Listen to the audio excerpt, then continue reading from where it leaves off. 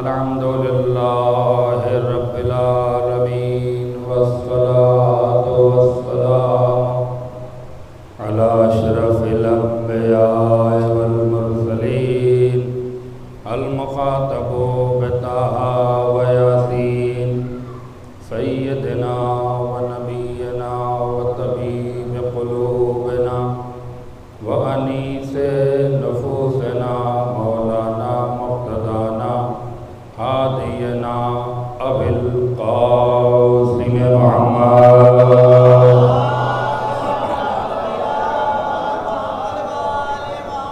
الذین اذهب اللہ عنہم الرجس اہل البیت ویطہرہم تطہیرا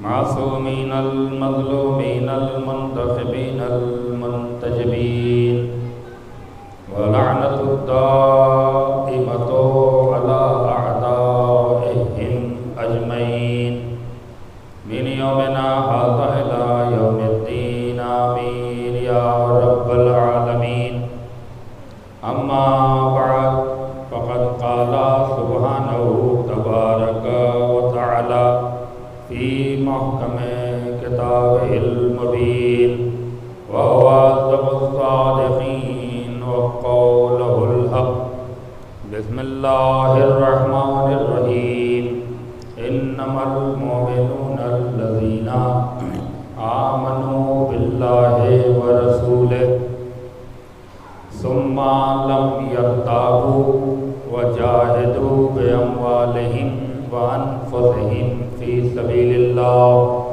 أولئك هم الصادقون.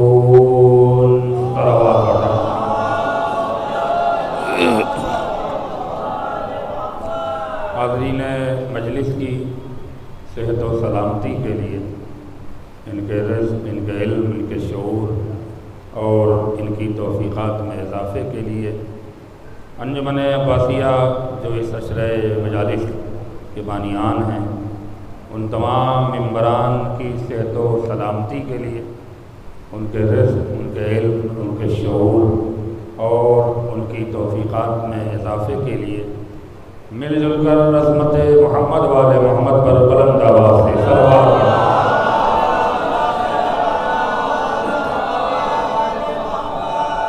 میں ایک گزارش ہر انجمن سے کرنا چاہتا ہوں کہ جب مجلس شروع ہو اور ذاکر ممبر پہ بیٹھ جائے تو یہ چائے وغیرہ کا سلسلہ بند کر دینا چاہیے. اگر آپ مجلس کی عظمت کو اور اہمیت کو سمجھ رہے ہیں، اگر انجمن والے یہاں سے بسم اللہ کریں تو یہ جو چائے کی چسکیوں میں اہم وقت نکال دیتے ہیں نادان افراد لوگ، تو اس سے یہ مجلس کا احترام اور وقار بچا رہے گا. کل سے کوشش کریے گا کہ جیسے ہی مجلس شروع ہو یہ چائے اور یہ پانی وغیرہ، پانی چھوڑ دیجیے لیکن ان چیزوں کا جو سسٹم ہے پھر مجلس کے بعد جو لوگ آ گئے انہیں پلائیے. مجلس کے درمیان یہ چیزیں بند رہنی چاہیے تاکہ جو بھی مجلس سننے آئے وہ سیدھے آ کے فرش حسین پہ بیٹھ جائے. کہ صلوات پڑھ دیں محمد والے.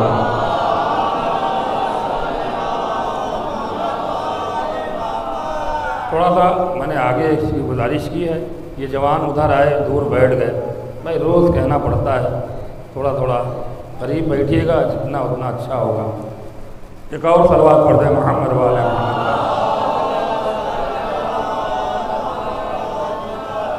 پروردگار عالم سورہ حجرات میں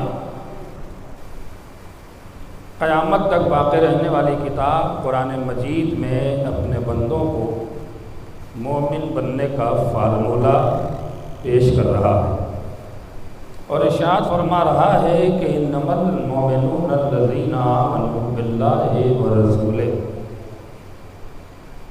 جنہیں مومن بننے کی تمنا ہے اور جو لوگ مومن بننا چاہتے ہیں، جو مومن ہیں، ان کے لیے ضروری ہے کہ اللہ پر ایمان لے آئیں اور اس کے رسول پر ایمان لے آئیں.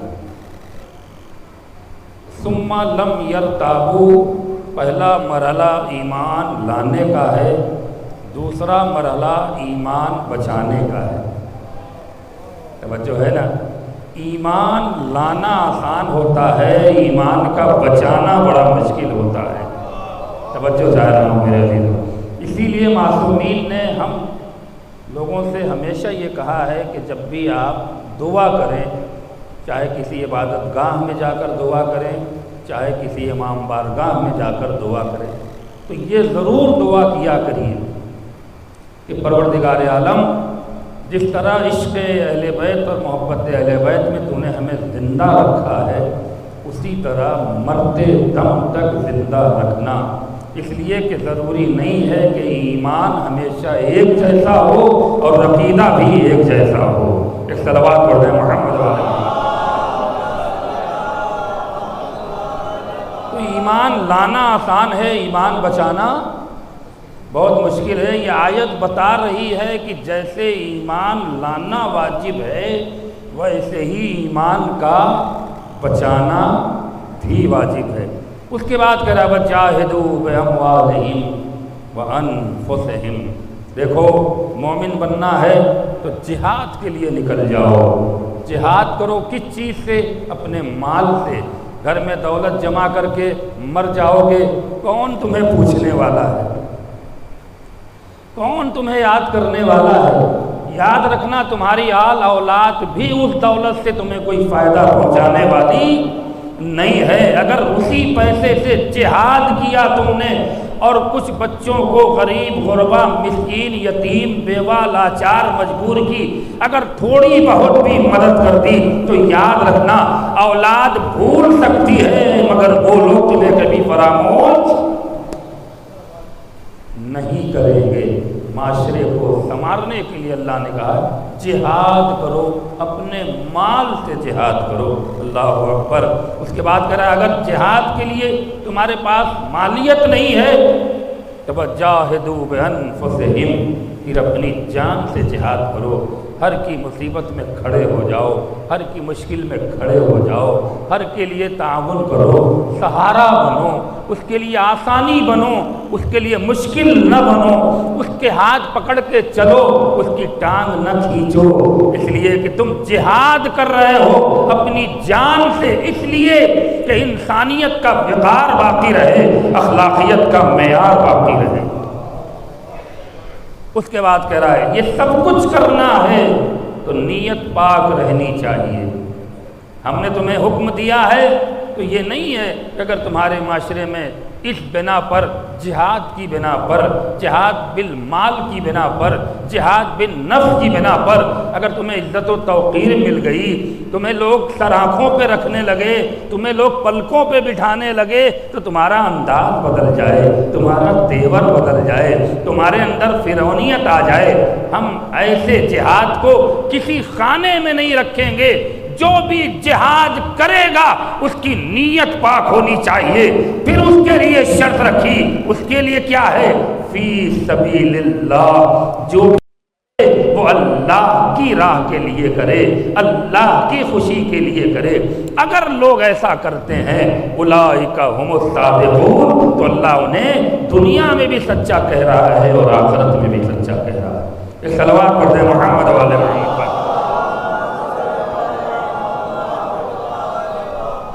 قرآن اور محسنین اسلام کی گفتگو آج اپنے 5ویں مرحلے کو طے کر رہی ہے۔ کوشش یہ کروں گا کہ آج کی گفتگو ختم کر کے اور کل سے پھر ایک نئی گفتگو شروع کی جائے۔ لیکن یاد رکھیے گا یہ وہ شخصیات ہیں، صرف جناب خدیجۃ الکبریٰ نہیں ہیں، ابھی تو ایک ذات رہ گئی جنہیں جناب سرکار ابو طالب کہا جاتا ہے۔ انشاءاللہ پھر کبھی آؤں گا تو ان پر بھی تفصیلی روشنی ڈالوں گا۔ لہذا جس طرح سے جناب خدیجۃ الکبریٰ نے اپنے مال سے جہاد کیا ہے، نمک حرام بھلے بھول جائیں، نمک حلال کبھی اسے فراموش نہیں۔ اس طرح سے سنا میں جملہ کہوں، جو ذوالعشیرہ کی روٹی بھول سکتا ہے وہ خدیجہ کا نمک کیا یاد رکھے گا؟ صلوات پڑھ دیں محمد والے محمد۔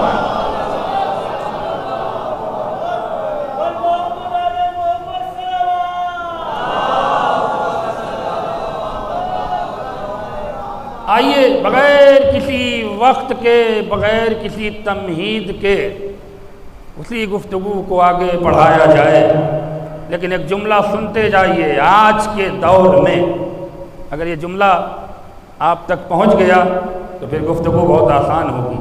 آج کے دور میں دولت کمانا بہت مشکل ہے۔ اہل علم کا مجمع ہے اور میں کس پس منظر میں یہ بات کہہ رہا ہوں، وہاں تک پہنچنا آپ کی ذمہ داری ہے۔ میں جملہ کہہ کر آگے بڑھ جاؤں گا۔ آج کے دور میں دولت کمانا بہت مشکل مرحلہ ہے، اور بہت دولت کمانا یہ اس سے مشکل مرحلہ ہے۔ توجہ ہے؟ اور بہت دولت کمانا یہ اس سے مشکل مرحلہ ہے، اور اس سے بڑا مرحلہ ہے اس دولت کو اللہ کی راہ میں خرچ کرنا۔ اگر جملہ پہنچ رہا ہے تو ذہن آپ کا پہنچنا چاہیے۔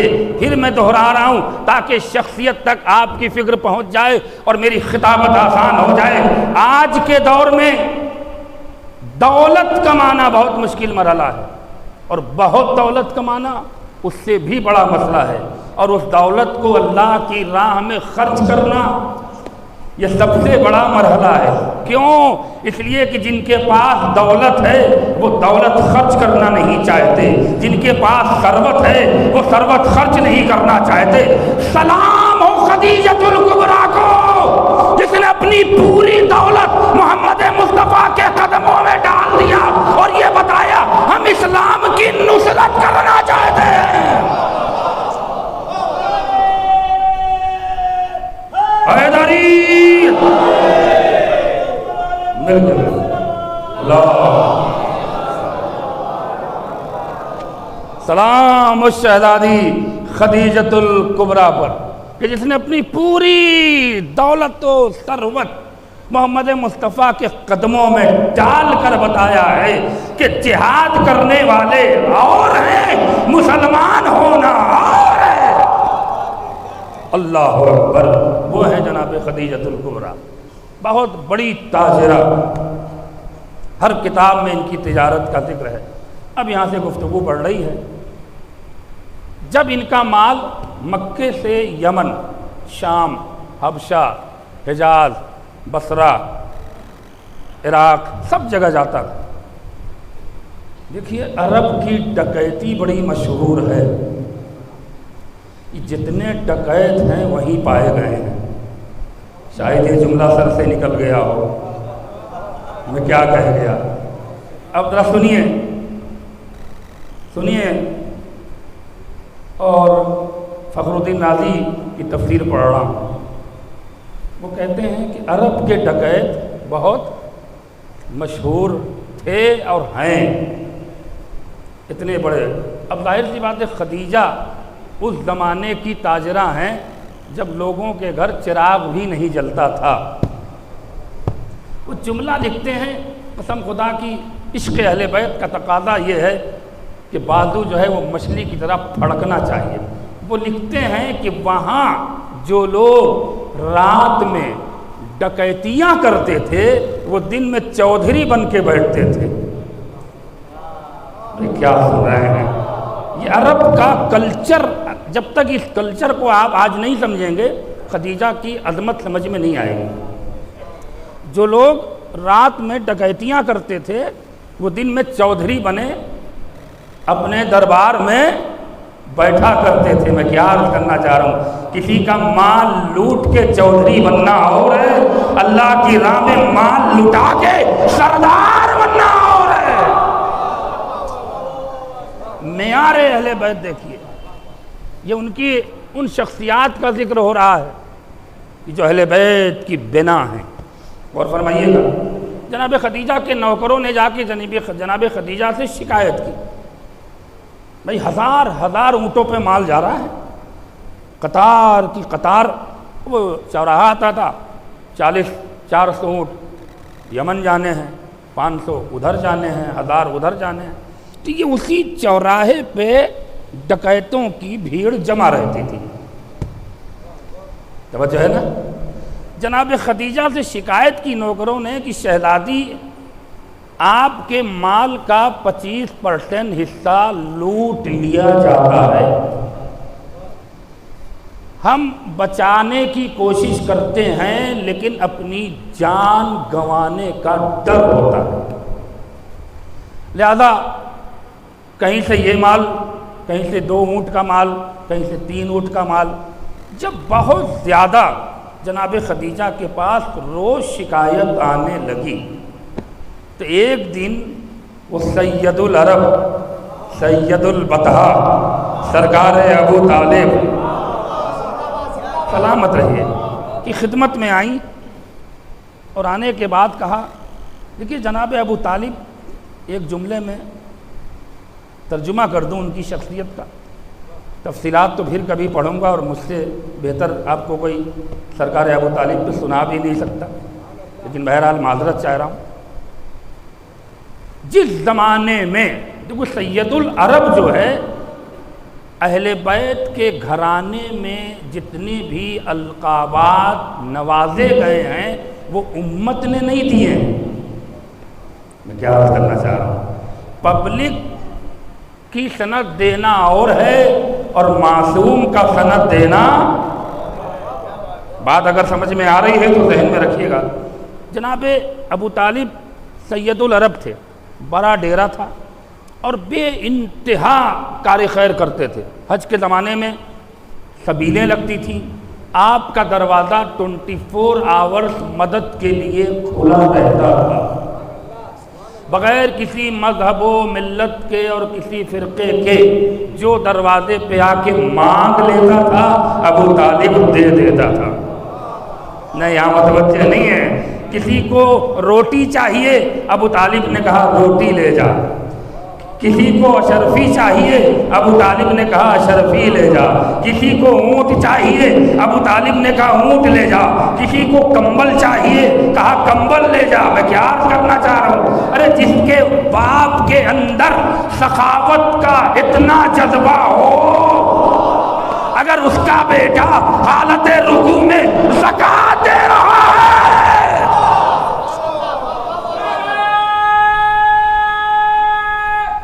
حیدری سلامت ہے، مسافروں کا بسیرا تھا، اور اینی ٹائم 400 سے 1000 تک لوگ جناب ابو طالب کے ہاں کھاتے تھے اور رہتے تھے۔ یہ ہے سخاوت اور یہ ہے شان کہ جہاں دن کے چودھری بھی رات میں آ کر لے جاتے تھے۔ ارے میں کہاں سے ایسی جگہ ہوں کہ کچھ کہہ نہیں سکتا ہوں، لیکن جملہ سمجھیے، دن کے چودھری بھی رات میں نقاب اوڑھ کے انہی کے در پہ آتے تھے کہ اپنی چودھرائی بچانے کے لیے ہمیں روٹیاں دے دو اور اشرفیاں دے دو۔ ہر نے انہی کے در سے مانگ کے حکومت کی ہے، انہی کے در سے خیرات لے کر حکومت کی ہے۔ جناب خدیجہ آئیں اور آنے کے بعد سرکار ابو طالب کے آگے ہاتھ جوڑا، ابھی شادی نہیں ہوئی، اسلام نہیں آیا، کچھ نہیں آیا ہے، ذرا ماحول دیکھیے۔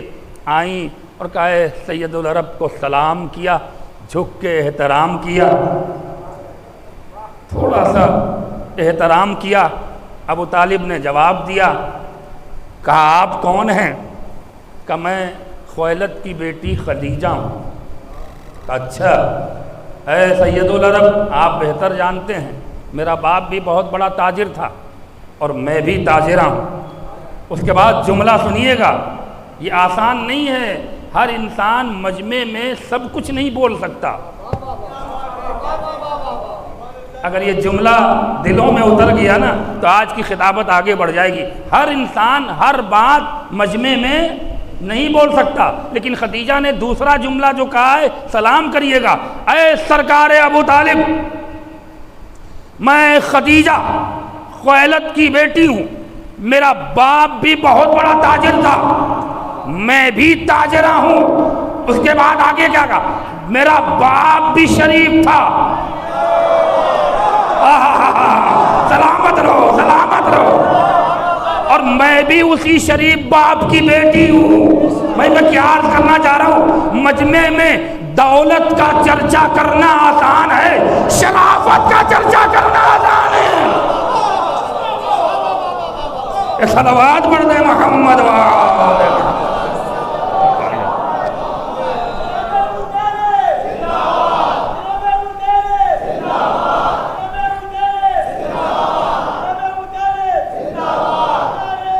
مل کے بولیے گا، مل کے حیدری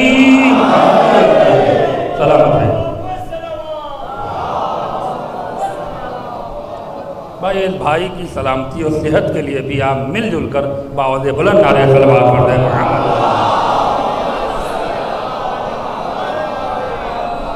جناب خدیجہ کے ساتھ 14 خادم آپ کے ساتھ ابو طالب کے دربار میں پہنچے۔ کہا اچھا کہنا کیا چاہتی ہیں؟ کہا سرکار آپ تو جانتے ہیں کہ میری تجارت ہے۔ کہا میں جانتا ہوں مگر ایک شکایت ہے۔ کہا بولو۔ کہا میرا مال راستے میں لوٹا جا رہا ہے اور اس لوٹ اور ڈکیتی سے میرے تجارت میں بڑا نقصان ہو رہا ہے۔ توجہ ہے نا؟ تو میں چاہتا ہوں کہ آپ میری مدد فرمائیں۔ ابو طالب کا جملہ سنو۔ کہا جاؤ خدیجہ، آج کے بعد نہ تمہارا کوئی قافلہ لوٹے گا نہ تمہارا کوئی مال لوٹے گا۔ میں اگر تھک کے سننے کی عادی ہو تو میں ذمہ دار نہیں۔ اچھا خدیجہ نے کہا شکریہ۔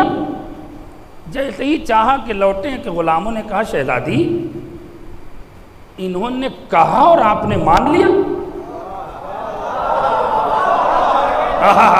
سلامت رہو۔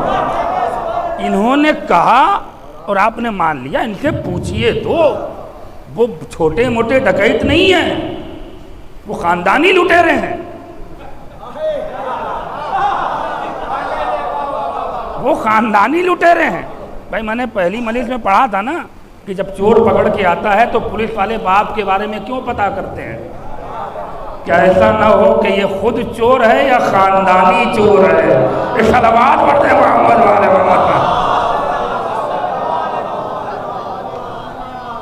کہ شہزادی وہ خاندانی ڈکیت ہیں، خاندانی لوٹیرے ہیں، ان سے پوچھئے کیا بندوبست کریں گے؟ کیا اپنے سپاہی چوراہے پہ بٹھائیں گے یا نگرانی کریں گے یا ہمارے قافلے کے ساتھ ہر اونٹ کے ساتھ اپنے سپاہی بھیجیں گے؟ ان کے پاس اتنے سپاہی نہیں، اتنے افراد نہیں۔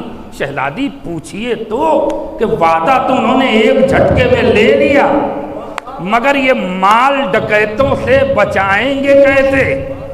بھائی جملہ جناب خدیجہ کا جواب دوں کہ خاموش ہو جا، خاموش ہو جا، آئندہ ان پر شک نہ کرنا، آئندہ ان کی زبان پر شک نہ کرنا۔ کہ شہزادی کیوں؟ کہ جب ان کے گھر کے چھوٹے چھوٹے بچے جھوٹ نہیں بولتے تو یہ بزرگ کیسے جھوٹ بولے گا؟ صلوات پڑھ دیں محمد۔ دیکھیے آج جو اسلامی بینک اسلامی ملکوں میں چل رہے ہیں، یہ اقتصادیات کے نظام اور معاشیات کے جو اصول، یہ سارا سب کچھ بتایا ہوا ابو طالب کا ہے جو آج تک بینکوں میں چل رہا ہے۔ توجہ ہے نا؟ ادھر خدیجہ گئی، غلام گئے، ابو طالب نے اپنے سپاہیوں کو بلایا کہ دیکھو یہ جتنے چودھری ہیں، سلامت رہو، یہ جتنے چودھری ہیں سب کو ہمارے ڈیرے پہ بلاؤ اور کہو کہ ابو طالب بلا رہے ہیں۔ سب کے ہاں پیغام پہنچا۔ دیکھیے اہل علم ہے، ایک جملہ کہوں، کبھی کبھی مجرم سے جرم قبول کروانے کے لیے کوئی بات ڈائریکٹ نہیں کہی جاتی، ایسا ماحول بنایا جاتا ہے کہ مجرم خود اپنا اقبال تھوڑا سا بولیے جرم کر لے۔ دیکھیے کس طرح سے ابو طالب نے ماحول بنایا ہے۔ سلام کر کے آگے بڑھ جائیے گا، اور خطابت میری آگے بڑھ رہی ہے۔ بلا کے لاؤ، دیکھو کوئی قبیلہ نہ چھوٹے۔ اور ابو طالب کو سب کا شجرہ بھی پتا تھا۔ بھائی توجہ ہے نا میرا لیے؟ سب کی حقیقت بھی پتہ تھی، مگر اب ڈائریکٹ کیسے کہیں، دشمنی کیوں بول رہے ہیں؟ سب کو بلاؤ ہمارے ڈیرے پہ۔ آئے 400 افراد جمع ہوئے، جمع کیا، کھڑے ہوئے، خطبہ دیا۔ اس خطبے کو خطبہ قریش کہا جاتا ہے۔ جناب ابو طالب کا سب سے پہلا خطبہ یہی خطبہ ہے جس کو تاریخ نے خطبہ قریش کہہ کر لکھا ہے۔ اب اگر وہ ہم خطبہ پڑھنے لگے تو پوری رات گزر جائے گی، بس مختصر خطبہ ہوا۔ انہوں نے کہا دیکھو بھائی، ایک جملے پر یہ پورا خطبہ ہے اور ایک سطر کا ترجمہ ضرور کروں گا تاکہ آپ کے اندر کی محبت جاگ جائے اور آپ جملے کا حق ادا کریں۔ طویل خطبہ دیا اور دینے کے بعد کہتے ہیں دیکھو بھائی، خویلد کی بیٹی آئی تھی اور بڑی شکایت کر کے گئی ہے کہ اس کا مال لوٹا جا رہا ہے، اس کی تجارت کو نقصان پہنچایا جا رہا ہے، اور میں یہ تو نہیں کہوں گا کہ تم لوگ ہو، نہیں میں کیا عرض کرنا چاہ رہا ہوں، یہ تو نہیں کہوں گا کہ تم میں سے کوئی ہے، لیکن عرب کے تو ہو تم لوگ نا، بولو کہاں عرب کے ہیں، عرب کے ہونا کہاں، ہاں عرب کے ہونا، ہاں پہلے کہا، اس کے بعد کہا مرد ہونا کہاں، ہاں مرد ہونا کہا، ہاں مرد ہونا کہاں، کہا میری سمجھ میں یہ نہیں آتا کہ مرد ہو کے عورت کا مال لوٹ رہے ہو، سلامت رہو، مرد ہو کے عورت کا مال لوٹ رہے ہو، شرم آنی چاہیے۔ دیکھو یہ نہ ہو، تب اس میں لوگ کھڑے ہوئے، سرکار ابو طالب کیا کریں ہم کیا کریں، چاروں طرف پتھر ہی پتھر ہے، پتھر توڑتے توڑتے ہمارے ہاتھ کی طاقتیں ختم ہیں، ہم کیا کریں، گھر میں بھوکے مر رہے ہیں، بچے فاقوں میں ہیں، ہمارے پاس کوئی ذریعہ آمدنی نہیں ہے، تو سوائے قافلہ لوٹنے کے ہمارے پاس بچا کیا ہے؟ ابو طالب نے ڈائریکٹ نہیں کہا کہ تم چور ہو، مگر ماحول ایسا بنایا کہ مجرم خود اقرار کر رہا ہے۔ ایک صلوات پڑھ دیں محمد وآل محمد پر۔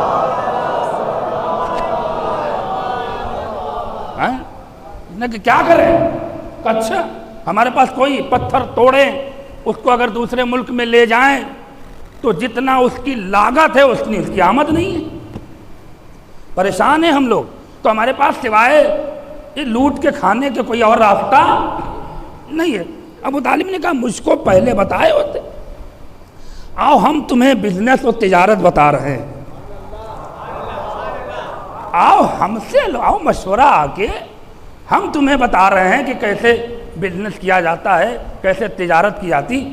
سرکار کیا بتائیے گا؟ کہ دیکھو بھائی، یہ جو میرا اتنا بڑا صحن دیکھ رہے ہو، ہاں دیکھ رہے ہیں، کہ جس کے گھر میں جو بھی سامان ہے وہ لا کے یہاں رکھ دے، توجہ ہے نا، دوبارہ ہم بلائیں گے، جس نے جو سامان دیا ہوگا اس کا ڈبل اسے ہم دے دیں گے۔ بھائی اب یہ جملہ اگر سمجھ میں آ گیا ہو تو میری خطابت آگے بڑھے گی۔ اب ظاہر سی بات ہے، اب ڈبل سرکار کتنے دن میں، کہ بس وہ جلدی، ہم دن نہیں بتائیں گے، بس وہ جلدی تمہیں ہم بہت جلد اس کا ڈبل کر کے دیں گے۔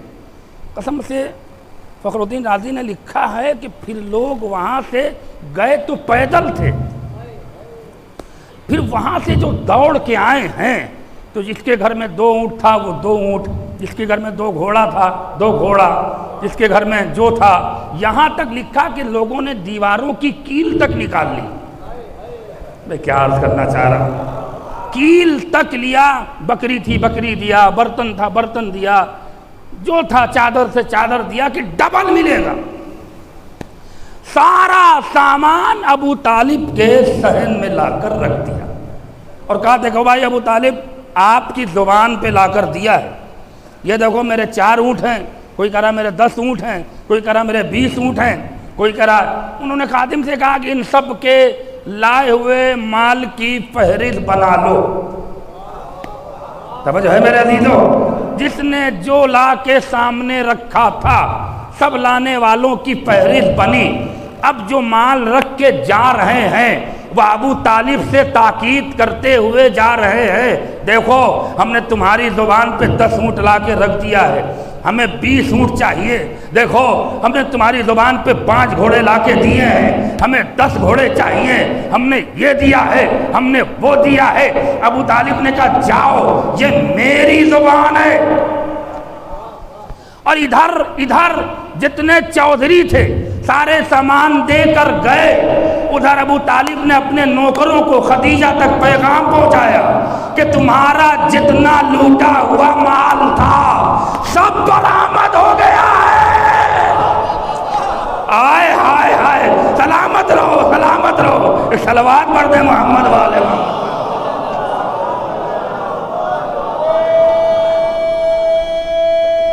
مل کے بولیے گا.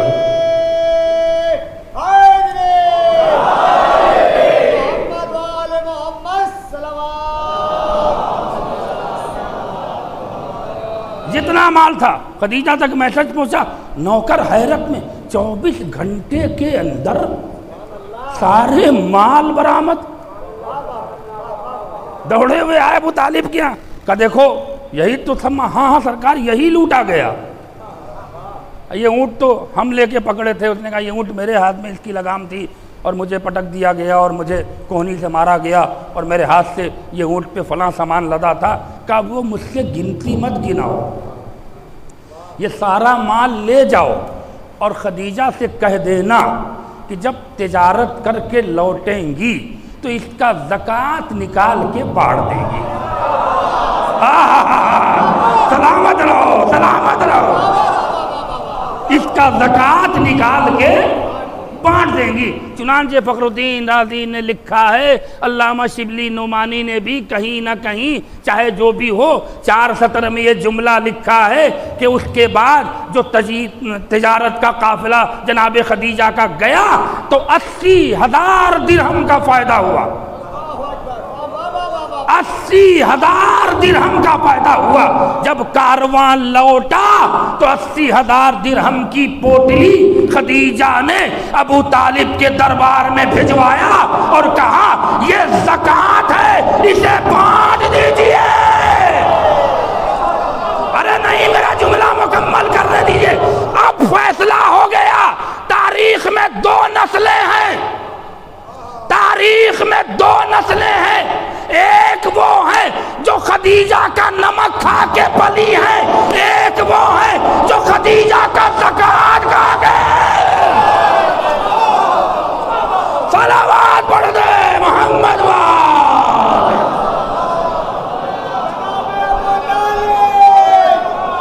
جناب ابو طالب مل کے بولیے.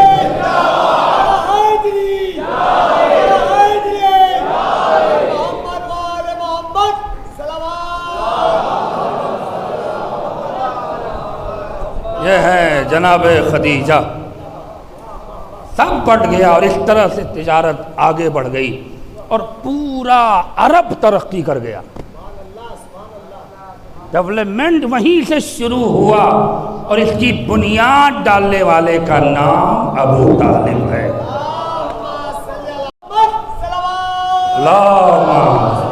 مل کے بولا گیا.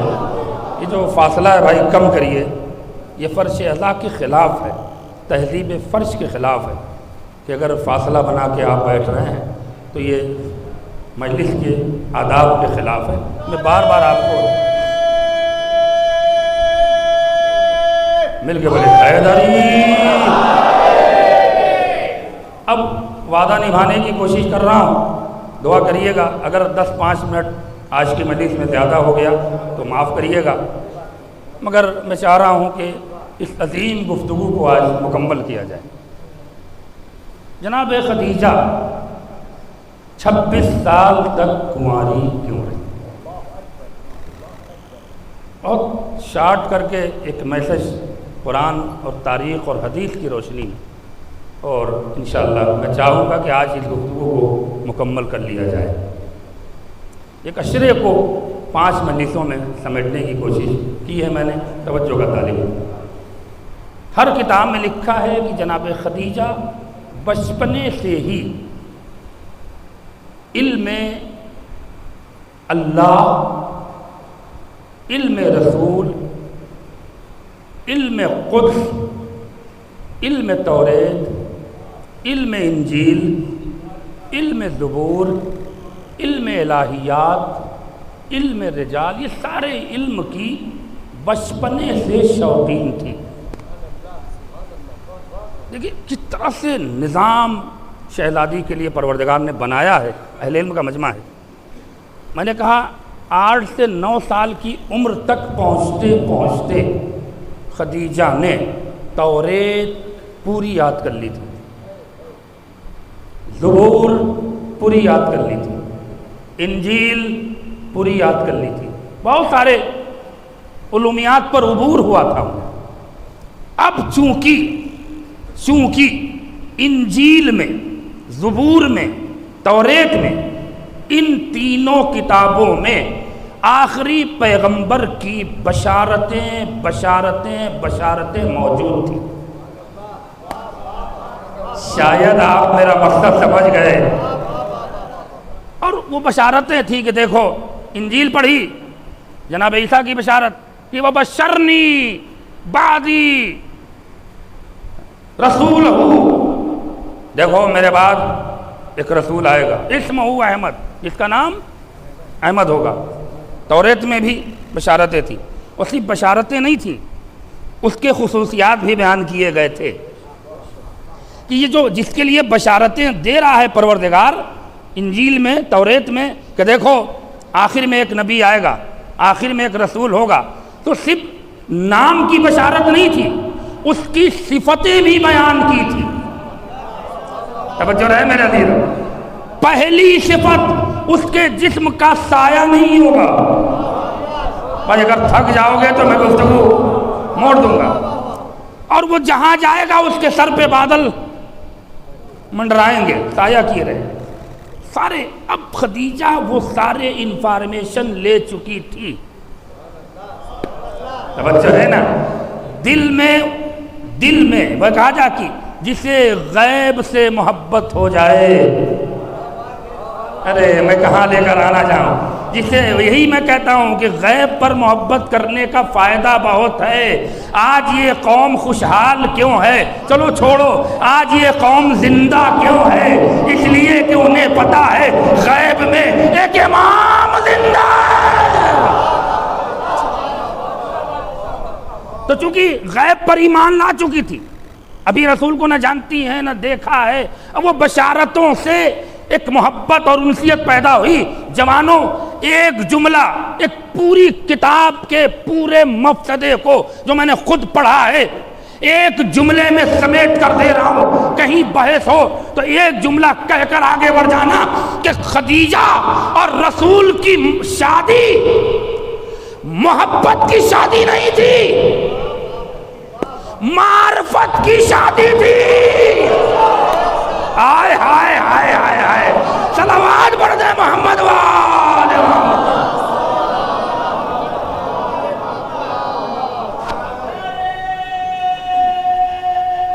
مل کے بولے یا رسول اللہ۔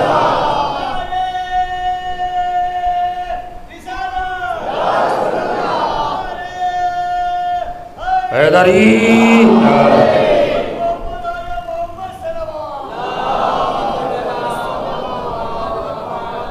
اب آپ سوچئے، مٹیا بھوج والوں، خدا کے لیے تھوڑا سا آپ سوچئے، جو خاتون 8 سے 9 سال کی عمر میں توریت کی عالمہ ہو، انجیل کی عالمہ ہو، زبور کی عالمہ ہو، علوم الہیات کی عالمہ ہو، اب وہ شادی جس سے بھی کرے گی، میں کیا کرنا چاہ رہا ہوں،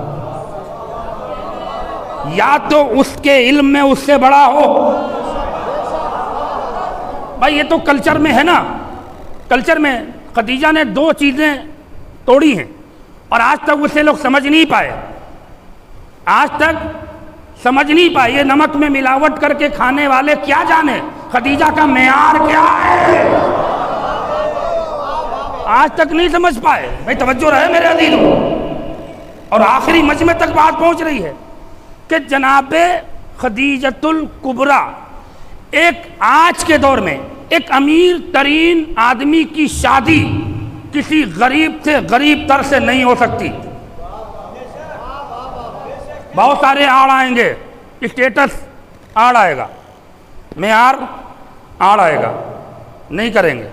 ایک آئی ایس رینج کا ایک امیر ترین آدمی ایک غریب سے غریب تر لڑکی سے شادی نہیں کر سکتا. وہ اور بات ہے کہ گاہے بگاہے میں کلی طور پہ دعویٰ نہیں، مگر نہیں کرے گا. کیوں؟ اس لیے کہ وہ اپنا اسٹیٹس گرائے گا نہیں. وہ جو ہے نا، وہ اپنا معیار نہیں گرائے گا، پہلی بات. دوسرا مرحلہ بھی شادی میں آڑ آتا ہے. وہ کیا ہے کہ ایک ویل کوالیفائڈ پروفیسر لیول کا لڑکا کسی انگوٹھا چھاپ لڑکی سے شادی. بات سمجھ میں آ رہی ہے؟ میں نے کہا نا کہ جنہوں نے نمک میں ملاوٹ کر کے کھایا ہے انہیں خدیجہ کی فکر سمجھ میں نہیں آئے گی. میں کہاں لے کر جانا چاہ رہا ہوں؟ آئے جو پی ایچ ڈی کوالیفائڈ اگر کوئی لیڈی یونیورسٹی بنگال کی کسی بڑی یونیورسٹی کی ہیڈ آف دا ڈپارٹمنٹ ہو، جو پورے یونیورسٹی کو لیڈ کر رہی ہو، میں کیا کرنا چاہ رہا ہوں، رشتے چاہے 1000 جائیں،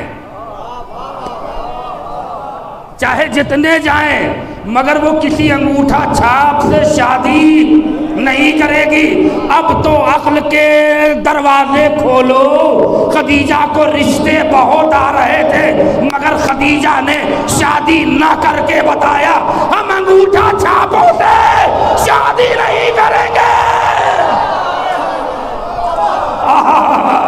صلوات پڑھ دے محمد والے محمد.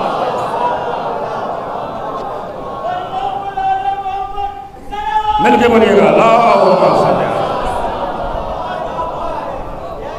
آپ نے غور فرمایا؟ اب جو 9 سے 10 سال کی عمر میں عالمہ ہو، عارفہ ہو، ورقہ ابن نوفل اس کے گھر میں ہے، وہ بھی عالم، وہ بھی بہت بڑا اپنے وقت کے دور کا عالم، چچا.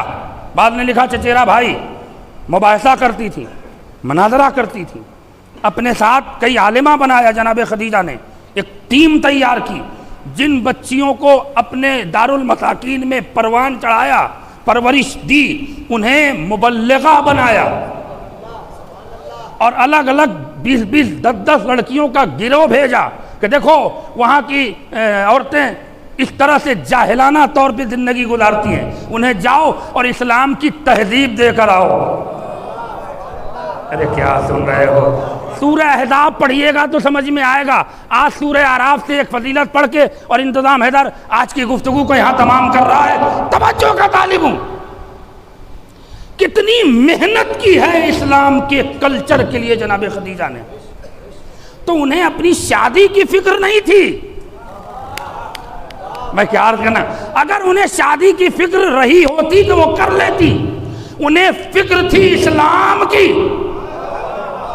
میں کیا عرض کرنا چاہ رہا ہوں، انہیں فکر تھی اسلام کی. لہذا وہ بشارتوں سے، توریت سے، انجیل سے اس جوہر مقصود کے تلاش میں تھی جو ان کے ہم پلہ ہو. ارے بھائی سمجھ میں آ رہا ہے کہ نہیں آ رہا ہے؟ جو ہم پلہ ہو. اب رسول خدا آ چکے ہیں، توجہ ہے نا. اعلان رسالت 40 سال کی عمر میں کیا، شادی ہو رہی ہے 24 سال کی عمر میں. تو یہ 24 سال کی عمر میں کس نے پہچانا کہ رسول ہے؟ ارے نہیں، میں کیا عرض کرنا چاہ رہا ہوں، اگر اس جملے کی گہرائی تک آپ پہنچ جائیں گے تو عظمت جناب خدیجہ سمجھ میں آئے گی. اب ذرا روک رہا ہوں. اب آئیے سورہ اعراف، یہ آیت نوٹ کریے گا اور اس کی تفسیر بھی پڑھیے گا کہ پروردگار عالم ان باتوں کا ذکر کر رہا ہے جس تصور میں خدیجہ جی رہی تھی. تلاش تھی اپنے جوہر مقصود کی.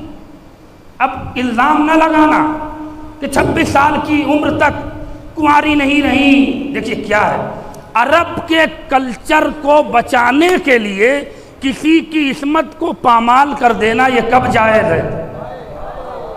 ارے کیا سن رہے ہو؟ ان کے لیے عرب کا کلچر کی اہمیت زیادہ ہے، اسلام کے کلچر کی اہمیت زیادہ۔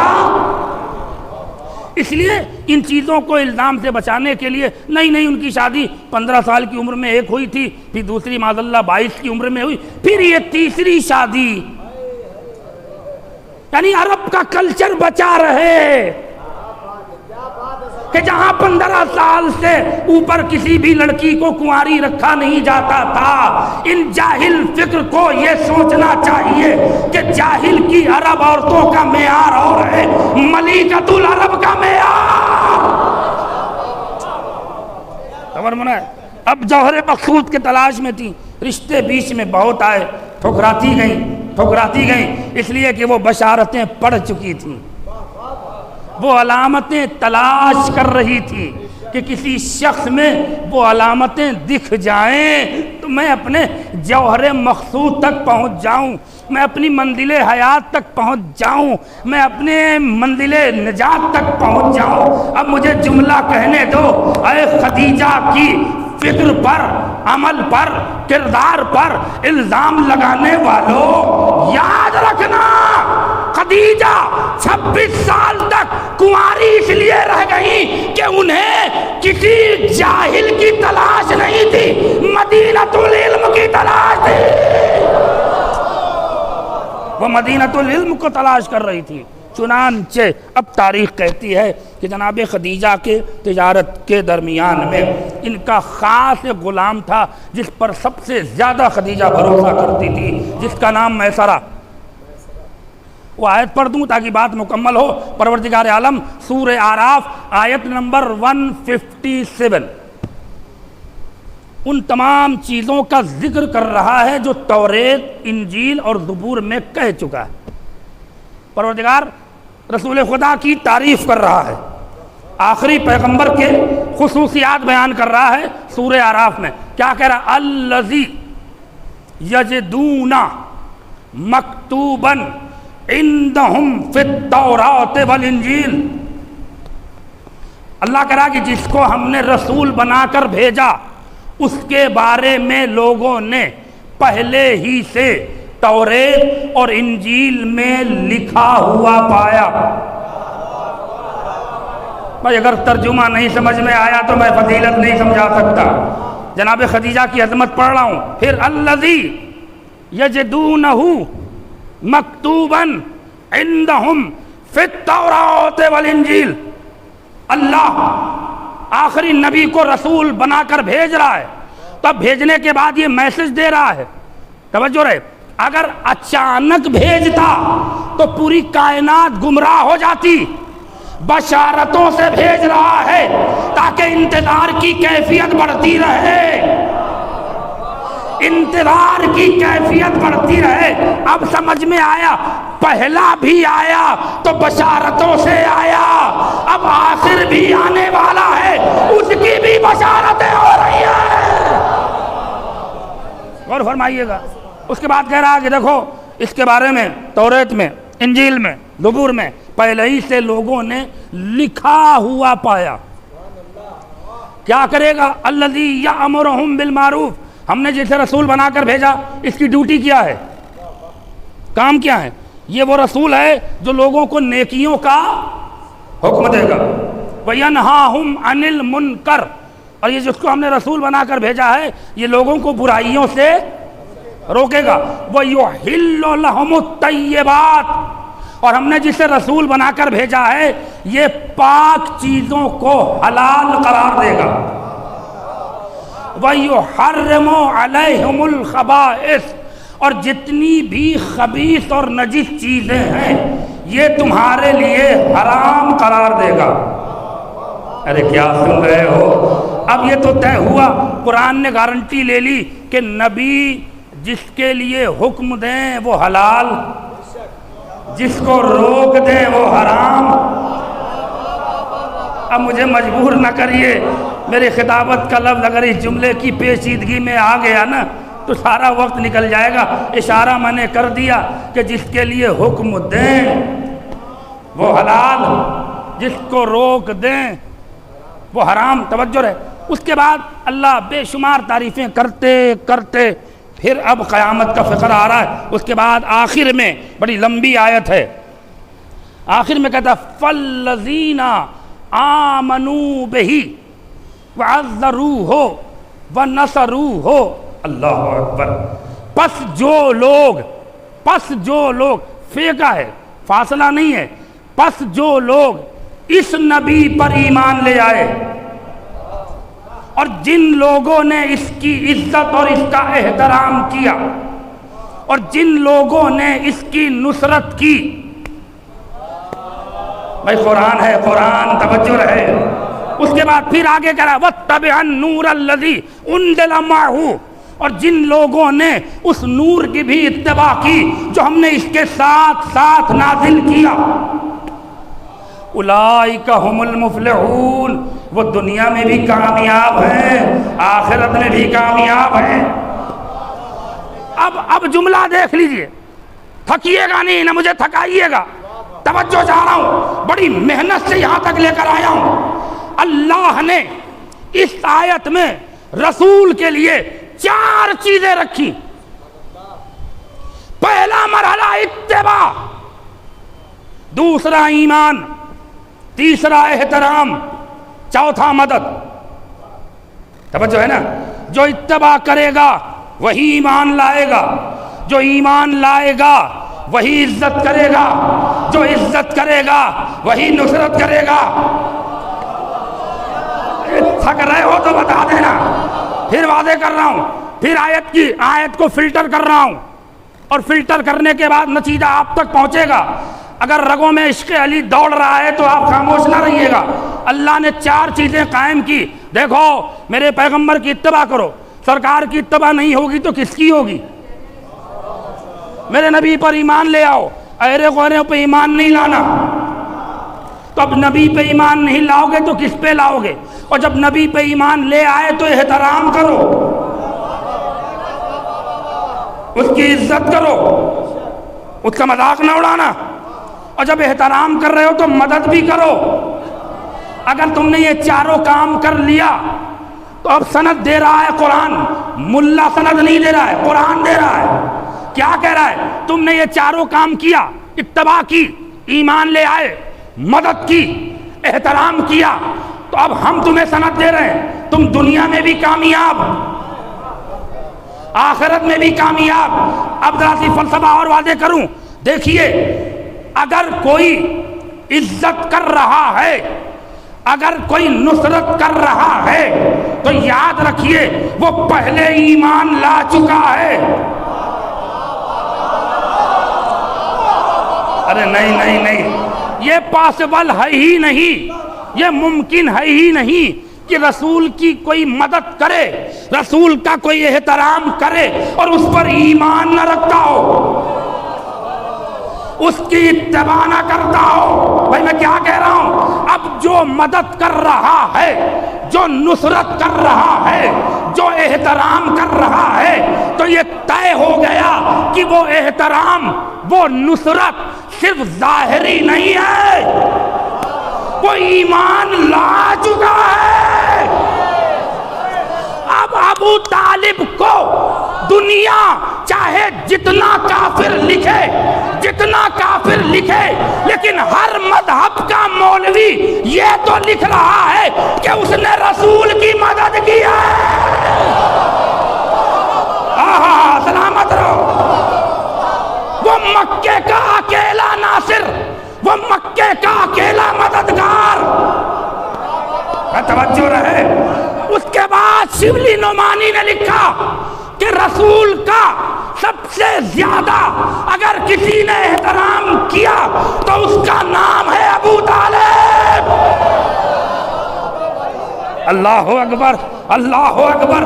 بھائی طے ہو گیا نا, نصرت بھی, احترام بھی. اور یہی وجہ ہے کہ جب رسول آتے تھے کھڑے ہو جاتے تھے, اور کیا فقرہ تھا, یا سیدی, یا سیدی, اے میرے سردار, اے میرے سردار. یہ احترام ایمان لا چکے تھے. بھئی توجہ ہے نا میرے عزیزو.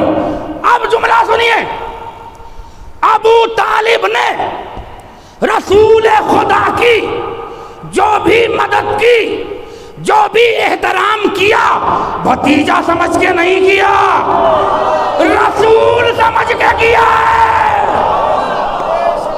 صلوات پڑھ دے محمد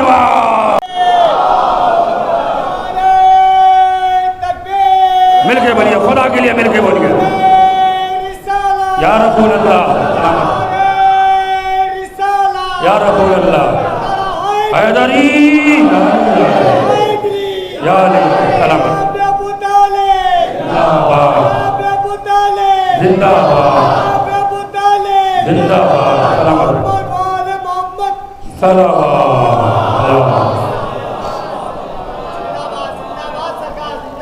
تو جو اپنے شریک حیات کو یوں کہہ دیا جائے، جو اپنے کفو کو توریت کے سائے میں، انجیل کے سائے میں، زبور کے سائے میں تلاش کر رہی ہو، وقت تو لگے گا نا۔ رسول خدا کی غربت ہے، چچا پال رہے ہیں۔ اسی میسرہ سے ایک چوراہے پر رسول خدا کی ملاقات ہوئی۔ میں نے کہا میسرہ بہت قریب تھا جناب خدیجہ الکبریٰ کا، بہت خاص غلام تھا جس پر خدیجہ پورا بھروسہ کرتی تھی۔ اسے کیا پتا کہ یہ کون ہے؟ توجہ ہے نا؟ میں تم کو دیکھتا ہوں اے شخص تو میرے قدم اپنے آپ رک کیوں جاتے ہیں؟ تم نہایت غریب گھر کے لگتے ہو۔ رسول مسکرا رہے ہیں، لباس بھی تمہارے بڑے بوسیدہ ہیں، تمہاری نالین بھی ٹوٹی ہوئی ہے، کیا کرتے ہو؟ رسول نے کہا کچھ نہیں کرتا، خدمت خلق کرتا ہوں۔ تو بنا پیسے کے خدمت کا ضروری نہیں ہے کہ خدمت کرنے کے لیے پیسہ بھی ہو۔ اخلاق سے بڑی دولت کیا ہے؟ اِنَّكَ لَعَلَىٰ خُلُقٍ عَظِيمٍ۔ قرآن نے جو آیت رکھی ہے سرکار کے لیے ایسے ہی نہیں رکھا۔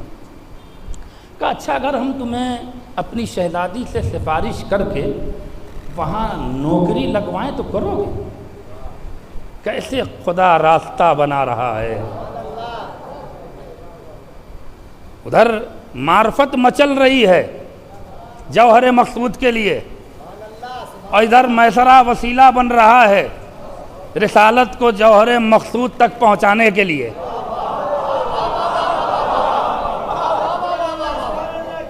جو تھکے گا وہ سمجھے گا بہت محنت ہے۔ کہاں میں کر لوں گا، مزدوری کرنا تو ہمارا شیوا ہے، ہم تو مزدور ہی ہیں۔ کہا اچھا ٹھیک ہے، تم کل مجھے اسی وقت یہاں ملنا، میں تمہارا انتظار کروں گا۔ نبی نے کہا ٹھیک ہے۔ وہ آیا خدیجہ کے پاس۔ سنیے گا، شہزادی ایک شخص ہے جس کے چہرے پہ ایسا دبدبا اور روب ہے کہ پورے عرب میں ایسا کسی کا چہرہ نہیں ہے۔ بشارتوں کی آہٹ ملی۔ نہیں، اب مجھے مسائل پڑھ دینا چاہیے۔ میں نے کہا وہ ساری کیفیات، وہ ایک ایک کوڈ تھا خدیجہ کے دل میں کہ اس کی کیفیت، اس کی نشانیاں، اس کے خصوصیات، اس کے صفات، اس کے کمال کیا کیا ہوں گے۔ اس میں یہ پہلی تھی کہ سارے چہرے ایک طرف ہوں گے، اس کا چہرہ۔ جب میسرہ نے یہ بات کہی تو تاریخ میں ملتا ہے کہ خدیجہ اپنی بشارتوں کے تصور سے مچلی، اور مچلنے کے بعد کہا تم نے کیا کہا اس سے؟ میں نے کہا میں اپنی شہزادی سے پوچھ لوں، اگر آپ اس کو اپنے یہاں نوکری پہ رکھ لیں تو میں یقین کرتا ہوں کہ آپ کی تجارت میں بڑی برکت ہوگی۔ بھائی دیکھیں اچھے چہرے کی تو کچھ علامت ہوتی ہے نا۔ اب جن کا بغض اہل بیت میں اجڑا چہرہ لگ رہا ہے وہ کیا کرے؟ وہ یہاں بھی عجیب ہیں اور وہاں بھی عجیب ہیں۔ توجہ، ہاں بالکل لے آؤ، بالکل لے آؤ، لیکن ہے میسرہ جب اسے لانا تو پہلے باہر دروازے پہ کھڑا کرنا، پھر آ کے مجھے بتانا۔ کہ شہزادی کیوں؟ کہ میں اس کی جھلک دیکھنا چاہتی ہوں۔ توجہ ہے نا میرے عزیزو؟ کہ ٹھیک ہے شہزادی۔ وقت تھا دونوں کا طے، وہ میسرہ آیا، رسول خدا سے ملا، اے شخص تیری دعا قبول ہو گئی۔ کہ کیا ہوا؟ کہ میری شہزادی نے تمہیں بلایا ہے۔ توجہ رہے، کب چلنا ہے؟ کہ کل صبح اسی مقام پر ہمیں ملنا اور ہم تمہیں کل لے کر شہزادی کے پاس جائیں گے۔ ٹھیک ہے۔ رسول خدا پھر دوسرے دن وہ ایک مشہور جگہ تھی، وہاں آئے، میسرہ نے آگے آگے میسرہ، پیچھے پیچھے رسالت مسکراتی ہوئی جا رہی ہے، ایک ایک قدم منزل سے قریب ہو رہا ہے۔ دیکھیے ایسے نہیں شہزادی دنیا میں آئی ہیں۔ میں سمجھیے گا جو لوگ بیوی سے اپنا رشتہ جوڑتے ہیں انہیں اپنی روح کو حاضر کر کے آج کی مجلس سننے پڑے گی۔ یہ رسالت کے قدم بڑھے، دربار جناب خدیجہ اپنے پورے شان و شوکت کے ساتھ، چونکہ بہت بڑا بزنس تھا تو اسی حساب سے گھر تھا اور چونکہ مال سب رکھے رہتے تھے، تو خدیجہ سے میسرے نے پوچھا کہ پہلے دروازے پہ کہ آخری دروازے پہ؟ خدیجہ کا جملہ سنیے گا، یہ ہے معرفت۔ خدیجہ نے کہا چونکہ پہلی بار آ رہا ہے تو میں چاہتی ہوں کہ پہلے دروازے پہ روکو۔